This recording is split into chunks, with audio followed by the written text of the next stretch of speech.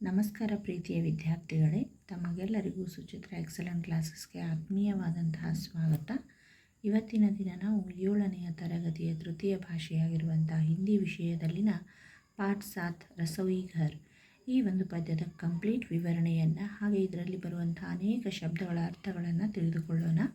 ಎಲ್ಲರೂ ಪೂರ್ತಿ ವಿಡಿಯೋವನ್ನು ನೋಡಿ ಹಾಗೆಯೇ ಹೊಸ ಪದಗಳ ಅರ್ಥಗಳನ್ನು ಬರೆದುಕೊಳ್ಳಿ, ಸರಿನಾ? ಈಗ ಪಾಠ 7 ರಸೋಯಿ ಘರ್ ಅಂದರೆ ಅಡುಗೆ ಮನೆ. ಈ ಪಾಠದಿಂದ ವಿದ್ಯಾರ್ಥಿಗಳು ಏನನ್ನು ಕಲಿತಾರೆ ಅಂದರೆ, छात्र इस कविता के द्वारा रसोई घर में प्रयुक्त कुछ वस्तुओं के हिंदी शब्दों के प्रयोग से ಪರಿಚಿತ ಹೋಂಗೆ. ಈ ಒಂದು ಪದ್ಯದಿಂದ ವಿದ್ಯಾರ್ಥಿಗಳು ಏನನ್ನು ಕಲಿತಾರೆ ಅಂದರೆ, ಅಡುಗೆ ಮನೆಯಲ್ಲಿರ್ತಕ್ಕಂಥ ಕೆಲವೊಂದಿಷ್ಟು ವಸ್ತುಗಳ ಹೆಸರುಗಳನ್ನು ಹಿಂದಿಯಲ್ಲಿ ಏನೆಂದು ಹೇಳಲಾಗುತ್ತದೆ ಎಂಬುದನ್ನು ಕಲಿಯುತ್ತಾರೆ. ಮೊದಲನೆಯ ಪ್ಯಾರಾಗ್ರಾಫ್.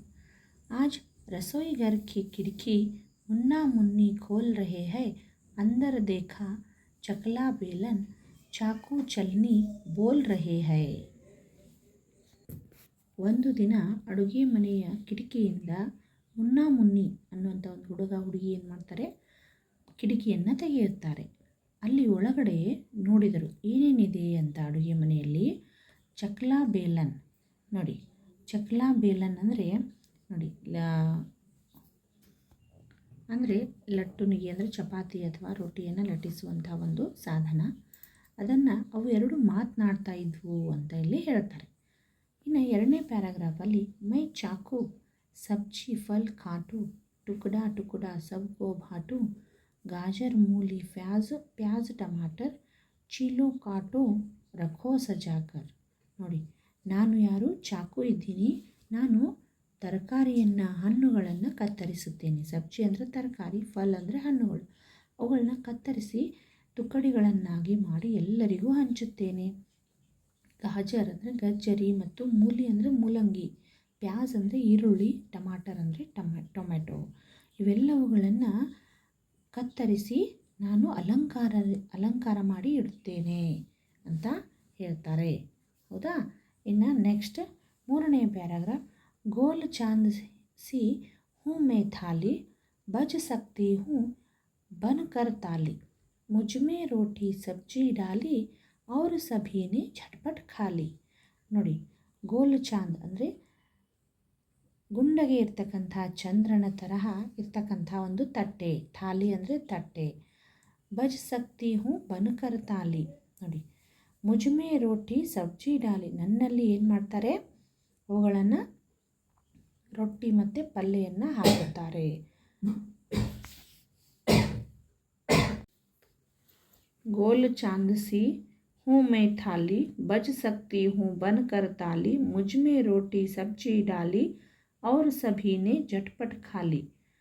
ನೋಡಿ, ಗುಂಡಗೆ ಚಂದ್ರನ ಥರ ಇರ್ತಕ್ಕಂಥ ಒಂದು ಥಾಲಿ ಅಂದರೆ ತಟ್ಟೆ. ಇದರಲ್ಲಿ ರೊಟ್ಟಿ ಮತ್ತು ಪಲ್ಯವನ್ನು ನಾವು ಏನು ಮಾಡ್ತೀವಿ, ಬಾಜಿಯನ್ನು ಅದರಲ್ಲಿ ಹಾಕ್ತಾರೆ. ಆಗ ಎಲ್ಲರೂ ಏನು ಮಾಡ್ತಾರೆ, ಝಟ್ಪಟ್ ಅಂದರೆ ಬೇಗನೆ ಅದನ್ನು ತಿನ್ನುತ್ತಾರೆ. ಅರ್ಥ ಆಯ್ತಾ?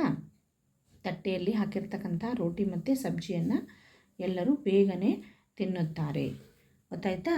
ಈಗ ಇದುವರೆಗೂ ನಾವು ಈ ಒಂದು ಪದ್ಯದ ಸಂಪೂರ್ಣ ವಿವರಣೆಯನ್ನು ನೋಡಿದ್ದೇವೆ. ಈಗ ಇದರಲ್ಲಿ ಬರುವಂಥ ಸಾಕಷ್ಟು ಹೊಸ ಪದಗಳ ಅರ್ಥಗಳನ್ನು ಈಗ ಒಂದೊಂದಾಗಿ ನೋಡೋಣ ಬನ್ನಿ. ಪಾಠ 7 ರಸೋಯಿ ಘರ್. ಶಬ್ದಾರ್ಥ. ರಸೋಯಿ ಘರ್ ಅಂದರೆ ಅಡುಗೆ ಮನೆ.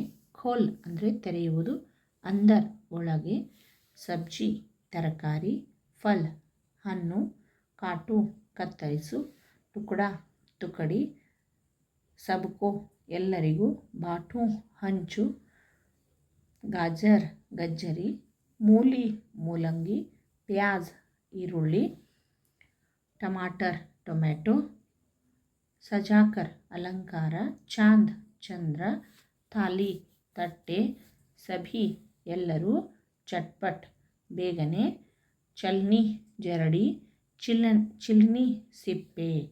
ನೋಡಿ, ಈ ರೀತಿಯಾಗಿ ರಸೋಯಿ ಘರ್ನಲ್ಲಿ ಬರ್ತಕ್ಕಂಥ ಸಾಕಷ್ಟು ಹೊಸ ಪದಗಳ ಅರ್ಥಗಳನ್ನು ಈಗ ಒಂದೊಂದಾಗಿ ನಾವು ನೋಡಿದ್ದೇವೆ.